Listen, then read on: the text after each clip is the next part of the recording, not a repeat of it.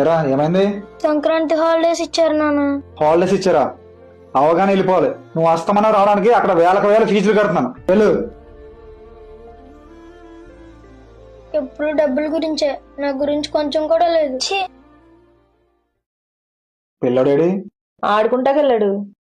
ఆడు చాలా రోజులుగా హాస్టల్ నుంచి వచ్చాడు. ఆడికి నచ్చిన వంటకాలన్నీ చేయమని చేసావా? చేశాను. సెలవులు అయిపోయినాయి కదా అని వెంటనే వెళ్ళిపోద్దని చెప్పు. ఇంకో 2 రోజులు ఉండమను. మనసులో ఇంత ప్రేమ పెట్టుకుని ఎందుకు వాడితో అంత కఠినంగా ఉంటారు? తల్లిదండ్రుల ప్రేమ పిల్లల భవిష్యత్తుకి పునాది కావాలి గాని అడ్డుకట్ట కాకూడదు. ఆడిక్కడే చదువుకుంటే నేను పడే కష్టం చూసి నాకు సాయం రావాలని ఈ నాన్నకి ఆసరాగా ఉండాలనుకుంటే వాడి భవిష్యత్తు ఇక్కడే ఆగిపోతుంది. ఇంకా కఠినంగా అంటావా? వాడు మనల్ని వదిలేసి ఎక్కడో దూరంగా ఉండాలి అంటే కఠినంగానే ఉండాలి.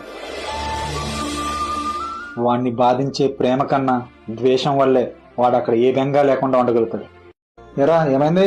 సంక్రాంతి హాలిడేస్ ఇచ్చారు నాన్న. హాలిడేస్ ఇచ్చారు.